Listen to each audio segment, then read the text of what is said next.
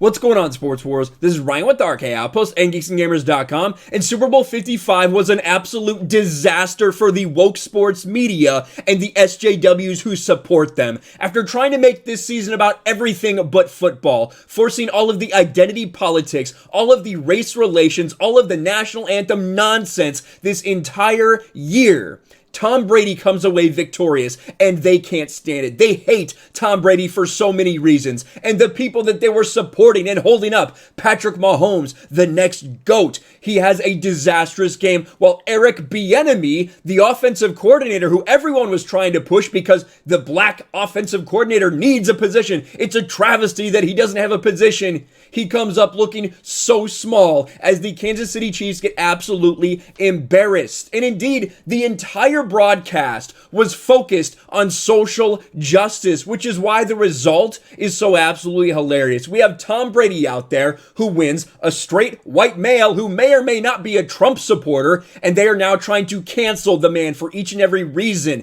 because he ruined their narrative. Look at what I tweeted a couple hours into pregame.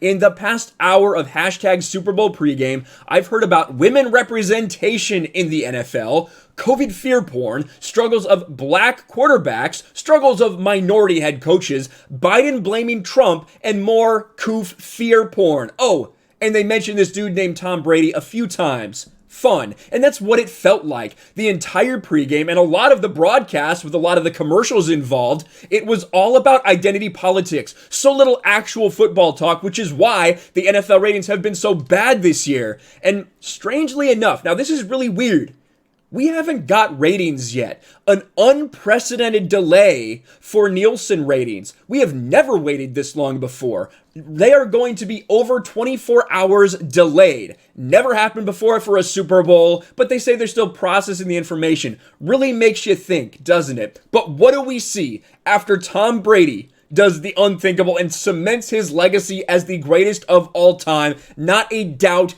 anywhere in the world, unless you're an insane weirdo, unless you are a fucking woke SJW who has some kind of problem with Tom Brady. Look at what ESPN tried to run. Look at this. I'm sorry, and some of y'all still question why Serena is the better athlete.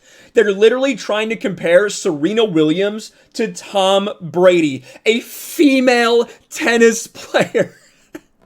To Tom Brady. That's what these people are trying to do. And we saw what happened as well. Tom Brady called racist on social media for winning Super Bowl during Black History Month. This is not a joke, ladies and gentlemen. This is actual reality. There are people out there who were mad at Tom Brady and mad that people are celebrating Tom Brady during Black History Month. Look at all these tweets talking about Tom Brady during Black History Month that it just sounds racist.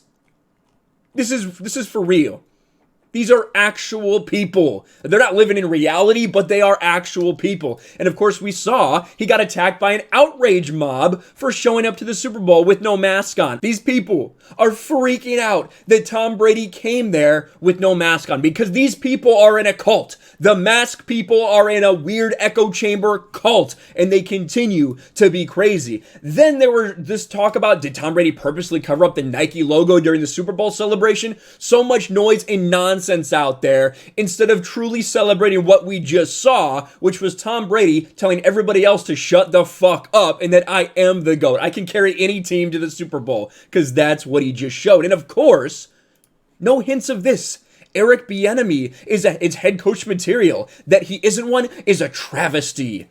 Eric Bieniemy not getting a head coaching gig is a travesty for the NFL. And you saw this all play out so many times during this game. A lot of the commentators, they ran entire segments about how oppressed black coaches are in the NFL. Roger Goodell begging for forgiveness and saying, we will do better. We will get more black coaches hired. Talking about Eric Bieniemy specifically.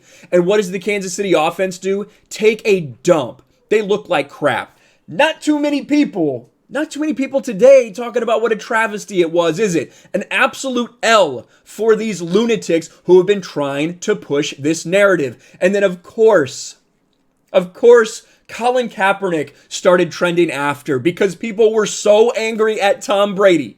They were so furious that Tom Brady, the straight, white, rich male, won a Super Bowl that they started talking about Colin Kaepernick. You have Jason Whitlock right here. Look at Jason. Brady wins 7th Super Bowl, and there are more than 165,000 tweets about Colin Kaepernick. Could there be any more proof that Twitter is rigged? What percentage of America woke up this morning thinking about Cap? Yeah, basically no one. People upset they didn't address Colin Kaepernick more in the broadcast. Andrea Junker, I want to live in a country where Colin Kaepernick is seen as a hero and Tom Brady is seen as a loser. Now, why even that? Listen, if you want to say you want to live in a country where Colin Kaepernick is seen as a hero, that's one thing. I still think you're a fucking weirdo, but that's one thing. But you want it inverted. You want the white man to be seen as a loser.